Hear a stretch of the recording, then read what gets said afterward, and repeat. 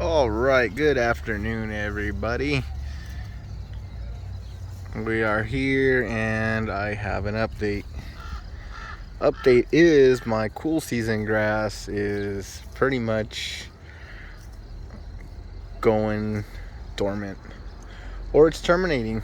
Um, it's still doing very well, as in if I would have gave this another 10 or so days, it would have done very well. It would have gone to seed, and then it would have died.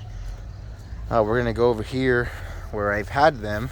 As you can see, they stick their head through the line and through the wire, and they graze it all down too.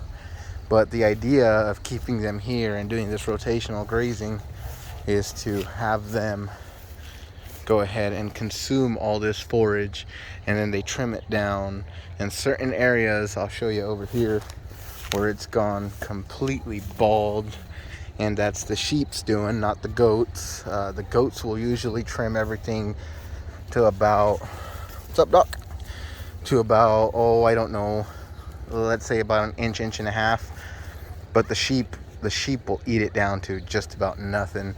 Bare soil in some areas, and some areas over here where you could see at the edge of the property where the sheep have just completely decimated the grass. And the grass doesn't recover as fast because it is gone. It is past its season, it's past its prime.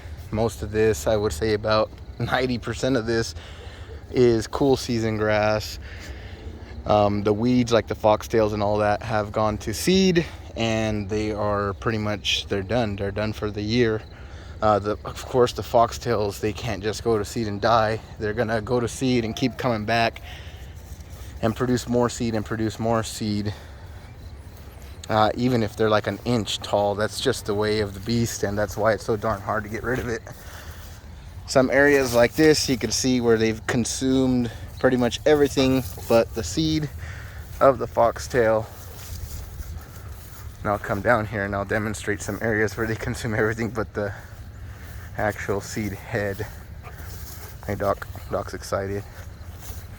I guess they weren't that hungry, but you can see in here there's a lot of seed left, and there's a lot of foxtail standing over here, and it's just the foxtail standing. But the sheep do most of the damage here. They'll graze down to just about nothing, and you can see the bare spots. Hey, Doc, watch out, we're looking for the bare spots.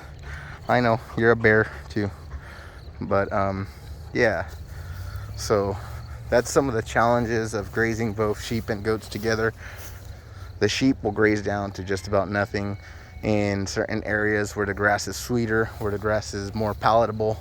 Then other areas like this, they'll leave it untouched until the very end, and they'll consume the fescue, the ryegrass that's in here. They'll consume it down to dirt before they even touch this stuff. It's just the way it works, just the way they roll. The goats are a little different. Oh, we missed a heck of a jump there from one of the bucklings.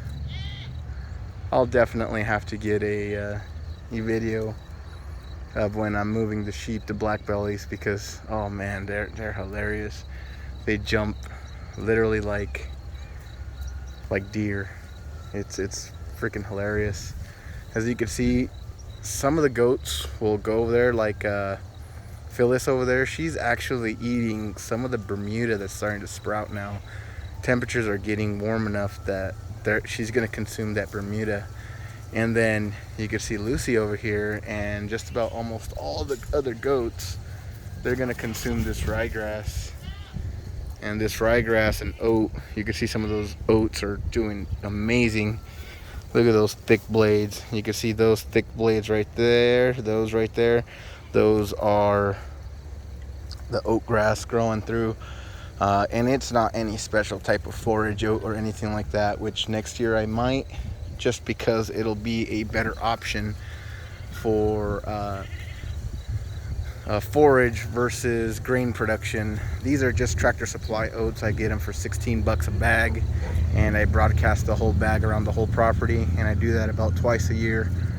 The reason I do it twice a year is because the first time around, you'll get a lot of hit and miss, and then the second time around you'll kind of fill in the bald areas, and you'll see the areas that germinated really well. We have a lot of wild oat in here too, but that's beyond the point. The goats are doing great. We've got Moonshine over here. He's doing great. Starting to finally put on a little bit of weight and started to put on a little bit of he's putting on a little bit of you know, more of a masculine tone onto him, which is great. He's starting to look like a buck, not a buckling. He's definitely peeing on his face. It's kind of a good thing he's black, or else you could see all that shiny stuff right on his head. That's all urine, all of it. His coat isn't all that great that it's gonna shine like he's got baby oil on his face. Nope, that's all urine. And they do that to be attracted, to attract the females, and the females for some reason are very attracted to that. Got some weird kinks, girls, but hey, I won't judge you. You guys are doing great. And then on the opposite end over here, we got Ricky. He's a wether, and you can see that all his masculine features, all his male features they're disappearing. He's just about got no more beard, and all his mane is pretty much gone, and he looks like a doe. That's because we weathered him, and that's what happens when you weather him. No more testosterone, no more masculine features. And I don't think masculine is the correct term. I highly doubt it, because masculine is more like towards man, man versus, I don't know. Maybe I don't know what the hell I'm talking about. Maybe that's it. Anyway, so yeah, as you can see, they're foraging more on this ryegrass and on the oats than anything else. But you see the sheep over there. The sheep, they're not grazing on that. It's totally the opposite. They're actually grazing on some of the weeds over there. And I don't know if that's just because I'm on this side and they don't like me because, you know, I'm a human and they're a wild animal apparently. But they're not friendly. It's kind of weird, because you would think, oh, you know, after a certain amount of time, you feed them grain, you feed them, you feed them, that they'll befriend you, right? Well, they do at that very moment, and then they're like, yeah, nah, we don't like you. But you could see she is chowing on those seed heads there. She is just straight going to town, just straight trash forage. But then again, that actually might be some of the wild oats mixed in there, and they're eating that wild oat in there. That might be what's going on in there. Just might be it. Another thing you might notice is we're getting a lot of patches, and these patches are going to grow throughout, all these dry patches, all this right here, and it's all going to grow throughout the summer. Normally the creek should have flowed by now, but they're doing some, well, I don't want to give away too much of the location of the area, but they're doing some repair on up the creek, and it's gonna, more than likely, we're not gonna see any water from the creek this year. So all this grass that's drying out right here and all this whole area down there is not gonna get any water from the creek, which is kind of disappointing, because when that water flows, it really greens up this bottom pasture here, and it makes it cost efficient to have this, to have it all nice and green.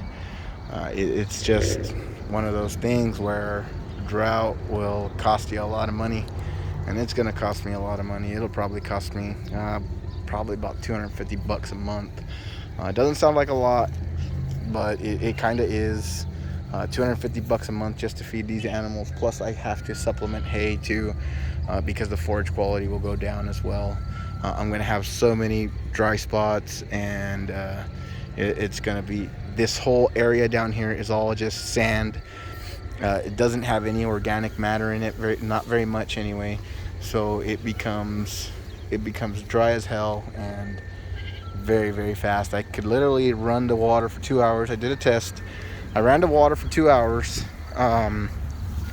my irrigation for 2 hours, and the very next morning, no, not the very next morning, about midday, I went down there and I checked the soil and it was dry. The first inch of soil was dry. So me trying to get seed into the ground right now for my winter forage, which is the Sudan grass, it's gonna be very tough to get it to germinate, especially since I don't have a tiller and get that seed real deep. It's just not gonna happen. I can't plant rows of it by hand, and I guess I can, I just don't have the time, and it's just not gonna happen. So we're gonna continue, and I did already in these paddocks up here. I went ahead and overseeded it, broadcast seeded it with some Sudan grass. Actually, it's not only Sudan grass, it is sorghum Sudan grass. It's a hybrid, MS9000. It's a forage quality. So we're gonna bank on those genetics that we're gonna get some good high quality sorghum Sudan forage for them. The reason why I went with the sorghum Sudan is, one, sorghum Sudan is very drought tolerant, and it could resist a few days without water, which is a lot, because not very much could tolerate that type of drought, especially here. And the sandy soil, 2 days in 100+ degree weather, it's going to terminate. I mean, it's going to just die.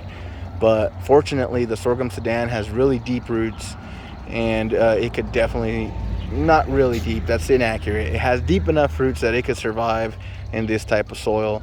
And the more heat you put onto it, the more it turns up, the more it grows.